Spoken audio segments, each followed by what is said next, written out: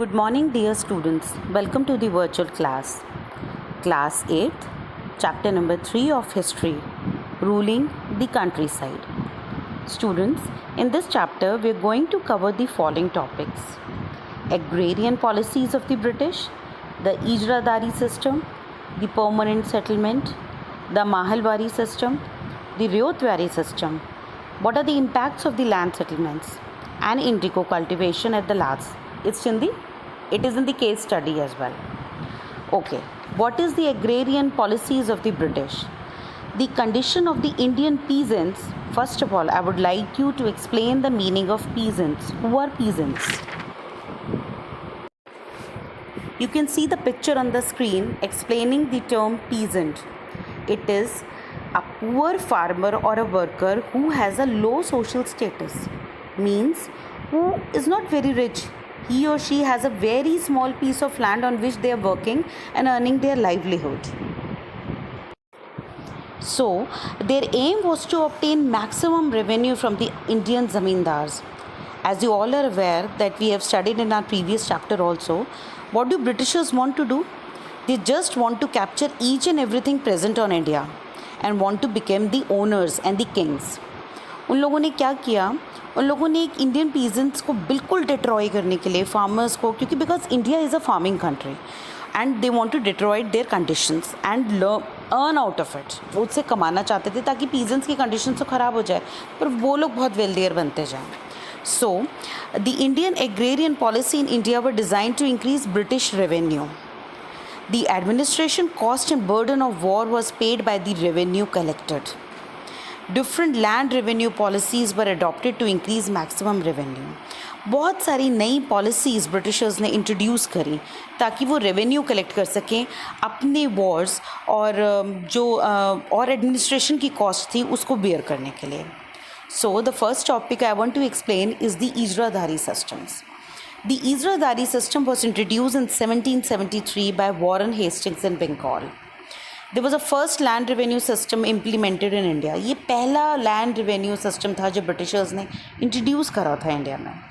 Under this system, the right of collecting revenue of a particular area was auctioned to the highest bidder for 5 years. Highest bidder, what do you mean by bidder? जो बोली लगाते हैं. इसमें जो सबसे ज़्यादा cost उसकी बोल देगा उसी को 5 years के लिए they are entitled to receive the revenue. So the peasants, shopkeepers and merchants had to pay their taxes to the इजरादार्स.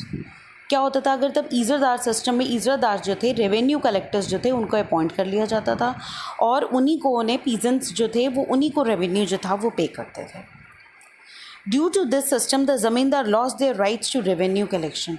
जो पहले ज़मींदार्स होते थे, जो विलेजेस में होते थे, जो वेल्दियर लोग होते थे, जिनके अंडर में पीजेंट्स वर्क करते थे, उनसे ये राइट चला गया था क्योंकि रेवेन्यू कलेक्शन उनसे होता था जो हाईएस्ट बिडिंग करते थे. You are getting my point, right? तो ज़मींदार्स का तो कोई बीच में रोल ही नहीं रहा, तो उनको लगता था हमारा पोजीशन चला गया है. जब इजरादार प्रेशराइज द पीजेंट्स टू पे the revenue. They were not interested about the welfare of the peasants. However, this system failed because often bids were mostly made than what क्या होता था बिडिंग में, बिल्कुल भी उसका एक्चुअल प्राइस तो लगता ही नहीं था.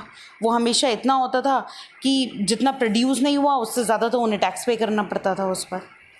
The peasants were pressurized and the Ijradar showed no interest in the betterment of the agriculture techniques. वो बिल्कुल जो थे इजरादार सिस्टम्स में, जो इजरादार्स जो थे जिनको अपॉइंट किया हुआ था, they were not at all interested कि वो अच्छे से अच्छा फैसिलिटी प्रोवाइड करें ताकि एग्रीकल्चर और अच्छा हो सके, टेक्निक्स इंट्रोड्यूस करें. उनको सिर्फ रेवेन्यू से मतलब था.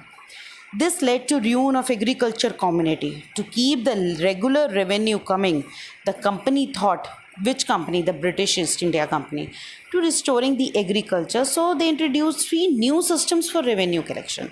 वो चाहते थे, ये ब्रिटिशर्स चाहते थे कि हमें रेवेन्यू का जो साइकिल है, जो अर्निंग है, वो बनी रहे और वो चलती रहे. तो इसके लिए उन्होंने 3 नए और जो रेवेन्यू कलेक्शन के सिस्टम्स थे उसको इंट्रोड्यूस करा. That is permanent, Mahalwari and Ryotwari. You can see the picture on the screen which clearly specifies कि ब्रिटिशर्स ने मालवारी सेटलमेंट में और रियोतवारी में किस किस को कौन कौन इन्वॉल्व था. The Mahalwari settlement includes the zamindar and the peasants, and in Ryotwari only the peasants were involve. You can see the map of India which clearly shows Mahalwari system was prevalent in Punjab and UP, and the permanent settlement was prevalent in Bengal, Bihar and Orissa, and same the Riotwari system was applicable in Bombay and Madras. Firstly, what is a permanent settlement? The permanent settlement was introduced by Lord Cornwallis in Bengal in 1793. Under this land revenue system, the zamindars were given the hereditary ownership of land. Hereditary means, what do you mean by hereditary? उसमें होता है जैसे आपके fathers, आपके grandfather for an example कोई business करते हैं. Grandfather ने वो बिज़नेस आपके फादर को हैंड ओवर किया, और आपके फादर ने आपके भाई को या अपने बेटे को उन्होंने हैंड ओवर किया. This is called hereditary. तो उनको जो था ज़मींदार्स को ये राइट मिल गया कि उनको हेरिडिटरी ओनरशिप मिलेगी लैंड की. जो उनके फोरफादर्स के लैंड थे वो अब उन्हें मिलेंगे.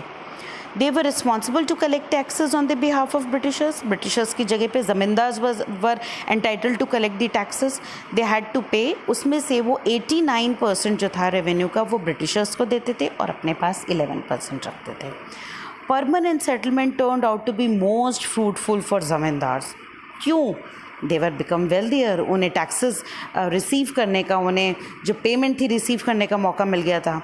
और दो अभी मैंने आपको बताया इन इजरादारी सिस्टम्स में ज़मींदार का रोल ख़त्म हो गया था, तो उन्हें कोई इंटरेस्ट नहीं रहा था उसमें. The hereditary ownership of the land help them emerge as a new wealthy and powerful class of landlords. Also, the increased revenue generated from the increase in the cultivable land went in the hands of the zamindar. On the other hand, the system made the living conditions worse for the cultivators and peasants. उनके लिए बिल्कुल भी fruitful नहीं थे. उनको तो और ज़्यादा ऑप्रेसिव, उनको प्रेशराइज करा जाता था ताकि रेवेन्यू कलेक्शन अच्छा हो. फॉर एग्जाम्पल, और क्या होता था, मतलब they are at times evicted from their own lands by the zamindars on grounds of non payment of dues and thus converted into tenants. उनको अपने ही लैंड्स पे अगर वो ठीक से रेवेन्यू नहीं पे करते तो ज़मींदार्स क्या कहते थे, यू नॉट एबल टू पे द रेवेन्यू वेल, तो आप ये लैंड हमें दे दीजिए. तो वो बेचारे अपने ही लैंड पर एज अ टेनेंट, किराएदार की तरह वर्क करते थे. Coming on to next is the Mahalwari system, जिसमें कि the picture on the screen you're seeing is a brief description of this system. I'm going to brief you also as well. In the Mahalwari system was a modified version of Zamindari system. एक modified version था ज़मींदारी system का. It was introduced by Holt Mackenzie in 1822 in northwest India, Punjab and parts of central India. I have already shown you the map. ये कहाँ prevalent थे. Under the Mahalwari system, a group of village was collectively known as Mahal. कुछ villages को, मतलब 2 या 3 villages को collectively महल बोला जाता था. Alright, so the land in these villages are collectively owned by the village community, और village community इसको handle करती थी, who was jointly responsible for the payment of land revenue. And rate of the land revenue change over a period of time to time. land revenue का जो rate था वो change होता रहता था. High land revenue made the peasant community impoverished and dependent on money lenders. बहुत ज़्यादा land revenue होने की वजह से peasants जो थे, money lenders जिनसे वो पैसे उधार लेते थे, उन पे dependent होने लग गए थे. This exploitation frustrated and angered the peasants, who expressed themselves by rebelling against the land revenue system. वो लोग को इतना गुस्सा आ गया था peasants को कि उन लोगों ने इसके खिलाफ एक जंग छेड़ दी थी. The next topic comes as the Riotwari system. You can see the picture on the screen. It is a brief description of Riotwari system. It was introduced in Madras Presidency by Sir Thomas Munro between 1820 and 1827. The word Riot means peasants. यहाँ पर Riot का मतलब peasants है.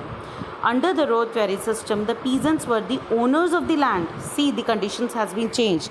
They have become the owners of the land, and the British government directly collect taxes from them. अब ना बीच में ज़मींदार थे, ना इजरादार थे. अब डायरेक्ट कलेक्शन peasants से होता था. This system was established to remove the middleman, that is the zamindar. It was believed that the removal of the zamindar would ensure a high revenue collection while protecting the ryot or peasants from undue exploitation. Obviously उन्हें direct revenue पे करना है, they will not bother anyone, और वो बिल्कुल fair भी रहेगा. यहाँ पर तो ये होता था बीच में ज़मींदार माइट भी वो भी कुछ एक्स्ट्रा अर्न कर रहे हों जो कि वो ब्रिटिशर्स को भी ना बता रहे हों और सिर्फ पीजेंट्स को एक्सप्लॉइट कर रहे हों. बट इसमें डायरेक्ट पेमेंट जो था वो उसमें पीजेंट्स के थ्रू ही था. However, the system aggravated the conditions of the peasants. The percentage of tax levied on them was usually very high without any subject. इसमें भी उनका exploitation तो रहा ही peasants का भी, क्योंकि उन पर taxes बहुत high थे. But if a peasant failed to pay their taxes on time, their land will be sold off. और अगर वो तब अपने taxes timely pay नहीं करते थे ब्रिटिशर्स को, तो उनकी consent के बिना ही उनके land को sell off कर दिया जाता था.